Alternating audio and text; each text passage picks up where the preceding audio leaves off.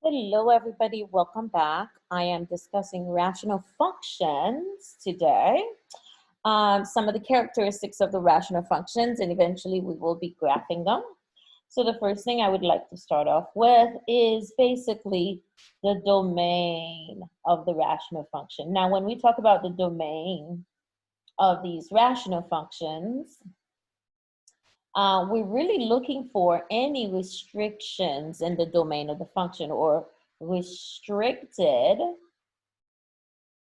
value or excluded, sometimes I refer to as excluded value or values in the domain of the function. Now, when we talk about these restricted values, guys, we have to think about what this means, okay? When we talk about a rational function is basically a function containing a fraction with variables in the denominator. So when you look at a rational function, you might see one like this, f of x is equal to 1 over x. So obviously, because you have that variable in the denominator, it's open to any value.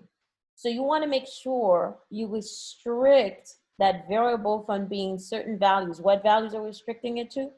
To those values that will make the denominator equal to 0, because why? You cannot divide by 0. So if you have something like this, 4 divided by 0, that's impossible. We call this undefined. We say it's undefined. So your job here is to look for any values that would make the denominator undefined. So essentially, to find those restricted values or excluded values, you want to go ahead and set the denominator equal to 0 and solve. Or you can simply ask the question, what value makes the denominator 0 and restricted from being a part of the domain? Which means the function would be defined everywhere else except at that one value. So in the case of this problem right here, guys, we're not going to do any work for you. We can just eyeball this and figure out what value can we plug in for x that would make this equal out to 0. It has to be 0. So the domain of this one is all reals. The domain of this function would be all reals except x cannot equal to 0. Now, if you want to go ahead and write this in set notation, we can. You use the set notation, define the variable, identify the variable x such that x is all reals. I don't even have enough room to write this. Is all reals except x cannot equal to 0. So this would be the set notation. So when you see this on your assignment portal, it might look something like that, all right? So guys, the bottom line for this part right here is to simply find the value or values in some instance that would make the denominator equal out to 0. So here comes a second example. Let's say you have f of x is equal to 2x over, let me see here. Let's go ahead and just wet this little part out here, okay, over 3x minus 2. And the question is, what is the domain of this function? In other words, what's the restriction in the domain of this function? So we take the denominator, 3x minus 2, and set it equal to 0 and solve it. So you would add the 2 to both sides. So you get 3x is equal to 2, and you divide both sides by 3. So x is equal to 2/3. So here, guys, 2/3 is the value that makes the denominator equal out to 0. So therefore, you want to restrict the domain or to restrict the x values from being 2/3 because it's going to make the denominator equal to 0. You don't want the denominator of a fraction to be 0. All right, guys, so let's keep going. Here's another one. Now, this one, you can eyeball it and tell what it's going to be. If you have 2 over x minus 3, you simply ask the question, what value minus 3 makes the denominator 0? What number minus 3 makes this 0, the denominator 0? And that would be x equals to 3. So therefore, x cannot equal to 3. Now, of course, it gets a little bit more complicated. So let's go ahead and look at the more complicated options. And then I'm going to do a special case in a minute, okay? So f of x is equal to 4 over x squared minus 1. Now, this one, guys, I know you can eyeball it and tell that, yeah, oh, 1, it has to be the restriction. You're right, in a certain kind of way, you're half right, okay? There's another value that would also make the denominator 0. So to be on the safe side, just go ahead and take the denominator, set it equal to 0.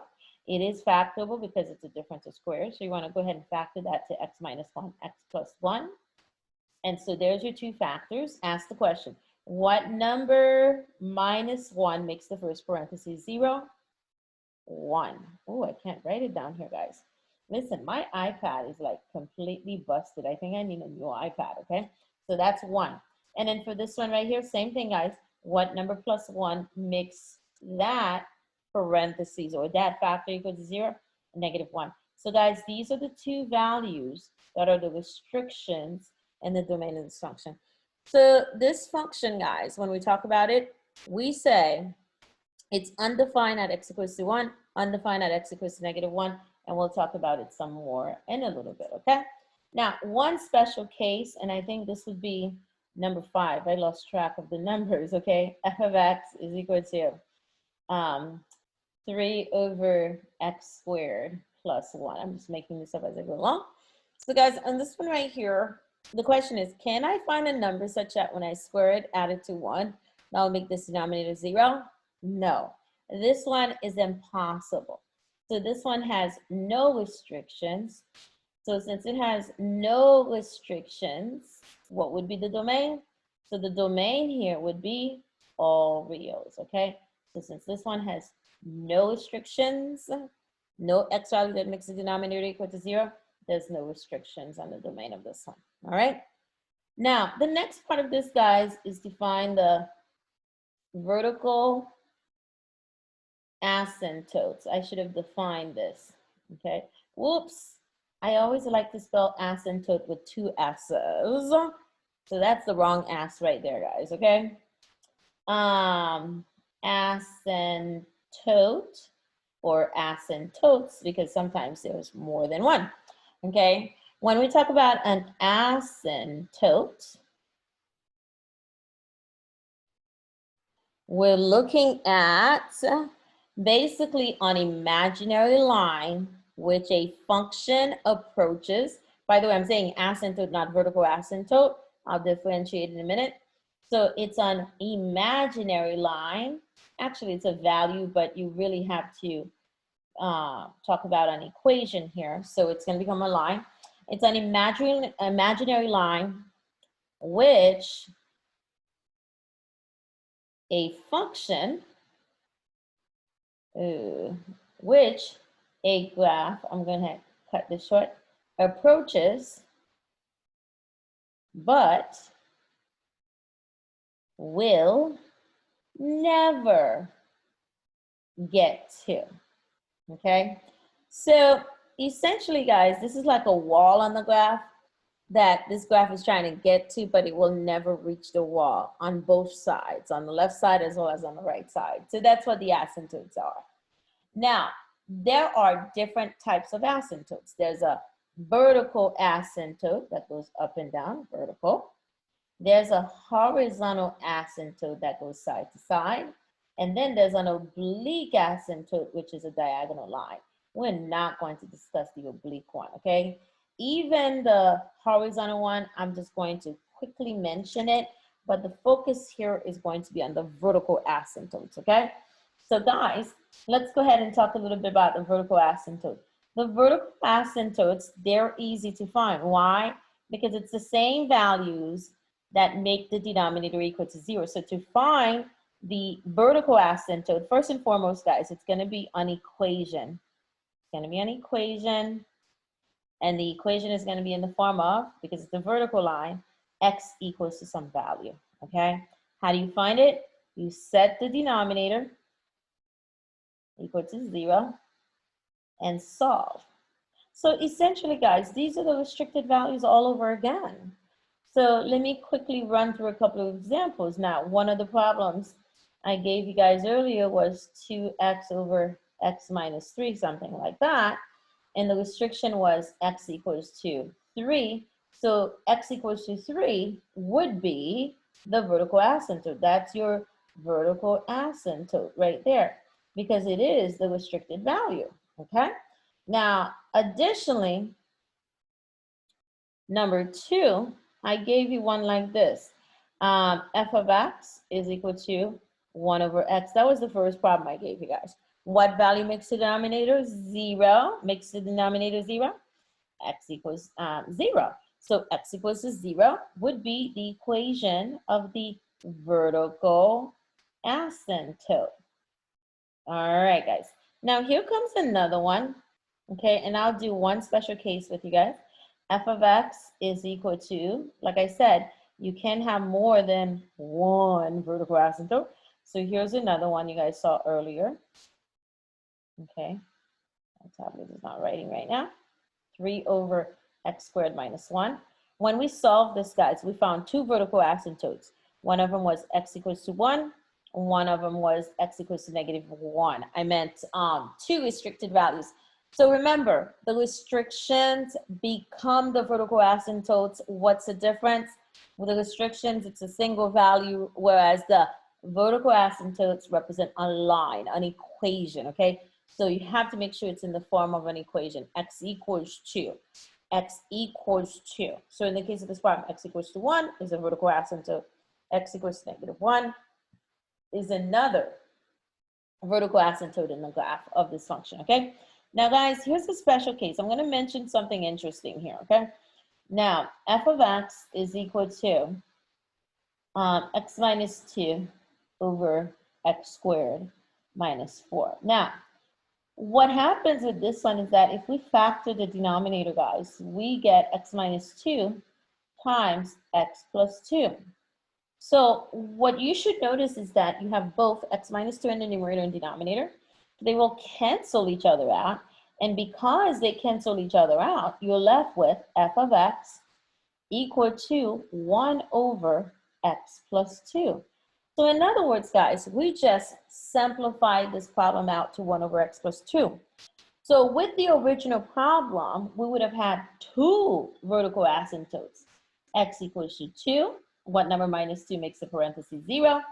X equals to negative 2 would be the other one.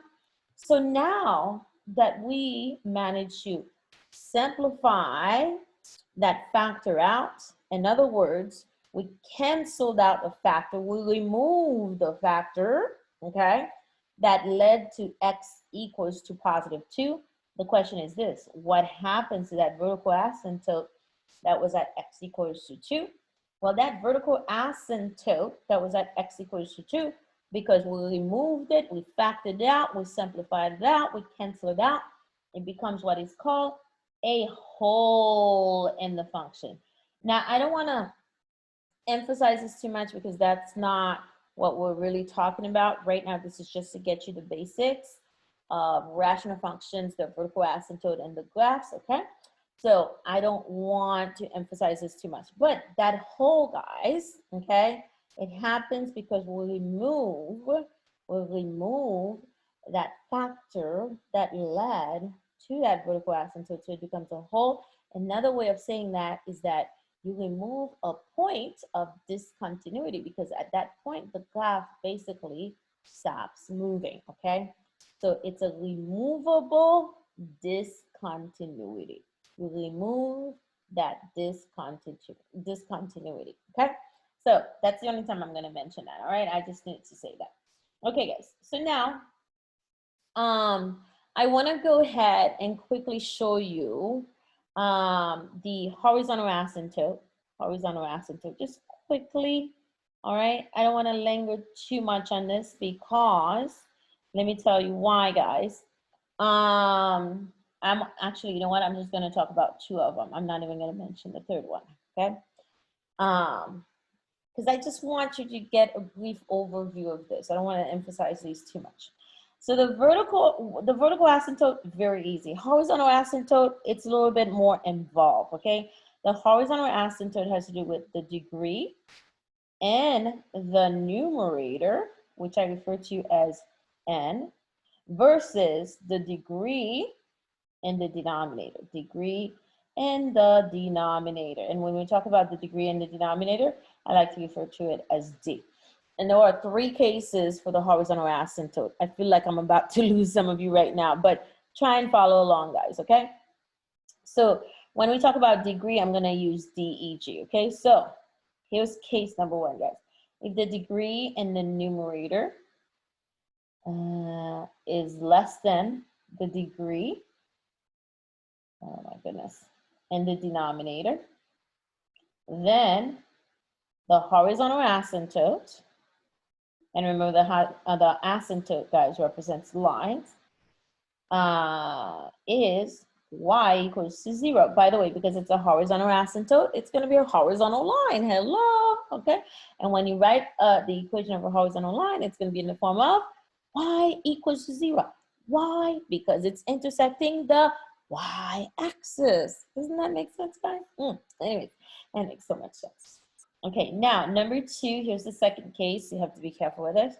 When the degree in the numerator is equal to the degree and the denominator, then the horizontal asymptote is going to become y equals 2, lead coefficient, the leading coefficient in the numerator over lead coefficient in denominator. And then the third case, briefly, guys, if the degree in the numerator is greater than degree in the denominator, no horizontal asymptote, no horizontal asymptote at all, guys, okay? So there it is. Quickly, I just needed to mention that to you guys, okay? So let me take about 2 or 3 examples and I'll show you guys what I mean, okay? I know, yeah, I know what you guys are saying right now. Oh, Miss Alcira, that was too much. 1 over x, guys. So let's look. In the numerator, because we have a constant, the degree is 0. While in the denominator, we do have a variable, so the degree. Remember, the degree has to do with the power, okay, guys? So the degree is 1. So that means 0 is definitely less than 1. So that means that you're going to have a horizontal asymptote at y equals to 0. Why? Because the degree in the numerator is 0, degree in the denominator is 1. 0 is definitely less than 1. So there's your horizontal asymptote. Bam, done. Okay. Number 2, for this one right here, I saw one that was like this: 2x over 2x minus 3. Actually, it was the other way around. Ooh. We'll go with it anyways, guys. Okay, so the degree in the numerator is 1. Degree in the denominator is also 1. Okay, now this is case number 2. Okay, so for case number 2 here, the horizontal asymptote, oh my goodness, this thing is not writing at all. To get y equals to the leading coefficient in the numerator, the number in front of the variable in the numerator, over the leading coefficient in the denominator. And when you simplify that, it simplifies to y equals to 1. So you go to the y-axis, find why y is equal to 1, draw a horizontal line. And guys, remember, these are asymptotes. The graph cannot intersect the asymptotes, okay? Let me see, one more. F of x is equal to, I think it was 2 over x squared minus 1, something like this, I don't remember. The numerator has the degree of 0, denominator has degree of 2, so automatically horizontal asymptote at y equals to 0, okay? So guys, that's the extent of it. And now I want to go ahead and just practice with just 2 rational graphs, okay? 2 rational graphs. Now, there's obviously more to this, okay? So we can go more in depth into this topic, but I'm going to save this for your next classes because right now I'm just surface teaching. I don't want to overwhelm you with this information because it can get overwhelming. So I just want to give you just some basics, okay? So I'm going to try and graph f of x is equal to 1 over x. Now, guys, realize this. We have a restricted value. X cannot equal to 0, as in the function is undefined at x equals to 0. We've already established that the restricted value is the same thing as the vertical asymptote. So you have a vertical asymptote at x equals to 0. And then we can find the horizontal asymptote as well. And remember, the horizontal asymptote, we found it was y equals to 0. So if we go on the xy plane, guys, and we want to graph this, the first thing you want to graph are those asymptotes, okay? So you got a vertical asymptote at x equals to 0. That's the y-axis. Horizontal asymptote, let me use a different color. All right, here, that's along the x-axis, y equals to 0, okay? And now you're going to graph this function. But guys, here's the problem. We don't have any points on here. How do we know which way the graph is going?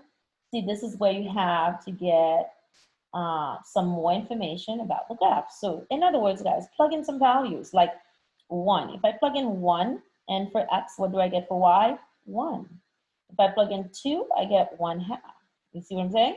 Okay, so if I start plotting these on the xy plane, guys, let's see what's happening, okay? So when x is 1, y is also 1. When x is 2, y is 1/2. What about when x is 3? Y is going to become 1/3. So it looks like, okay, the graph is getting closer and closer to 0. You know what? Let me go ahead and throw this one in here. What about 1/2? Ooh, Miss Alcira, that's hard. 1 divided by 1/2, guys. Oh, that's going to be 2 sugar plums. Okay, so in other words, if you have 1 and you're splitting it into a half, if you're splitting it into halves, how many halves are you going to have? How many halves are you going to have? Okay, so you'll have 2 of them. Okay, so when x is 1/2, which is right about here, you're going to have the graph located at this point right there. So you see what I mean? So you can see on the trajectory of this graph. Oh, what in the world, guys? What in the world? Let me use a different color. I don't know what's happening with this color right here. Okay, so the graph is going to look something like this. Okay, so guys, we have basically the right side of the graph. The right side of the graph. So remember, the graph is not supposed to intersect the asymptotes. So the graph gets closer and closer and closer to the horizontal asymptote, closer and closer to the vertical asymptote without ever intersecting the asymptote, okay? Now, the beautiful thing about this graph is that it is symmetrical, guys. It's symmetrical, guys. So because it is symmetrical, we can automatically sketch out the left side of the graph over here to mirror, okay? It is reflecting over the diagonal, okay? It is, but you don't have to worry about all of that. I'm not even gonna show you what's going on with that, okay? But yes, you can just go ahead and reflect the graph there and drop it into the third quadrant. Now, if that's not making sense to you, what do? You go on a table and you find some points on the graph of the equation. -1 is going to give you a -1. -2 will give you a -1/2. -3. So if you start sketching these out, 1, -1 right here, okay? 2, -1/2 right there. 3, -1/3 right there. You see what I'm saying? Well, I'm kind of like missing it too. Okay, whatever. Don't tell anybody, okay? So there's the graph for that first one, guys. I'm going to do one more. And then I will go ahead and finish it out, okay, guys? So here's the last one. F of x is equal to 2 over x squared minus 1. Now, on this one right here, guys, we said it had 2 restricted values, 1, -1. So those also become the vertical asymptote. Now, because the degree in the numerator is 0, degree in the denominator is 2, you're going to have a horizontal asymptote. We did this already. Horizontal asymptote at y equals 0. All right, guys. Now, besides this, okay, we need some additional points on the graph of this equation. So one of the points we can find, guys, is the y-intercept. Plug in 0 for x and solve this for y. When you plug in 0 in here to solve it for y, you get 2 over 0 squared minus 1, which gives you 2 divided by -1, which gives you -2, okay? So guys, that's the y-intercept at 0, comma, -2, okay? Now, could we plug in 1? No, we can't. That's going to make the denominator undefined. Could we plug in 2? Yes, we can. If we plug in 2, 2 squared is 4, okay? And 4 minus 1 gives you 3, okay? and 2/3 is what you would end up with, okay? Now, could we plug in 3? Yes, we can, okay? If we plug in the 3, 3 squared is 9, okay? 9 minus 1 is 8. 2 divided by 8 leaves you with 1/4, okay? So we have enough information to be able to sketch a nice graph, but if while sketching you don't feel like you have sufficient information to sketch, what you can do is to go back to the drawing board and find some additional points on the graph, okay? That's all you need to do. Ooh, Lordy Lord, I'm having such a hard time with my pen tonight, guys. I don't know why, okay? It's like it's not working for me. Okay, guys, so first, let's go ahead and plot those asymptotes, okay? One vertical asymptote is at -1. Another one is at +1. Okay, so those are the vertical asymptotes. Now, let's go to the horizontal asymptote, which is the x-axis, because it's y equals to 0. Bam. Okay, guys? Now, we're going to go ahead and plot some of these points. 0, -2 is located right there. Okay? In between the two vertical asymptotes. 2, 2/3, 2, 2/3, right about here. 3, 1/4 is right about here. So it looks like the trajectory looks something like this. Let me see, let me grab a color here, the color red. Okay, so the trajectory on this side right here looks like that. Okay, so now guys, the question you have to ask yourself is, hold up a second, what is happening inside or in between the two vertical lines here? What's happening inside, okay? In between them, okay? We have a y-intercept at 0, -2. Okay, which way does the graph go? Which direction does the graph go? So what you can do now, okay, and now listen to this, guys, is to do some approximations, okay? So, and the reason why I'm saying to do some approximation is because you're going to have to deal with some fractions here, okay? Go in between 0 and +1, grab a value like 1/2. If you take 1/2, you square it. 1/2 squared is going to be 1/4. And if you take 1/4, you minus 1 here. Let me write this down for you because I can tell right now. You guys are wondering, what the heck is she talking about again? Okay, see, it's not writing in this corner right here. See, let me drop it over here, guys, and then I'll erase it, okay? 2 over 1/2 squared minus 1. 1/2 squared is 1/4. So 2 over 1/4 minus 1, 1/4 minus 1 is 3/4. So 2 divided by 3/4 is what you're going to be working with. So 2 times 4, well, when you're dividing by this, guys, you're going to have to multiply by the reciprocal of 3/4. The reciprocal of 3/4 is going to become 4/3. 4 times 2 is 8. 8/3. When you simplify that, you're going to get 2 point something, okay? Oh, I forgot, this is a negative, so it's going to be a negative down here. So basically, you're going to have a point somewhere over here, okay? So that's in between 0 and 1. Now, what's going to happen if we plug in a negative? Well, guess what? We're going to have the exact same thing because it's a quadratic function. So quadratic functions have symmetry. So if you take a value over here and you plug it in, you square it, and you take that same value, but it's opposite. On the opposite side, you square it, you're going to get the exact same thing. So guys, basically, you have a symmetrical graph here. So when you sketch this side, it's going to be right here in between the two vertical asymptotes. Yeah, it's a parabola. Now, come on, guys. This is a, ooh, oh my goodness. What just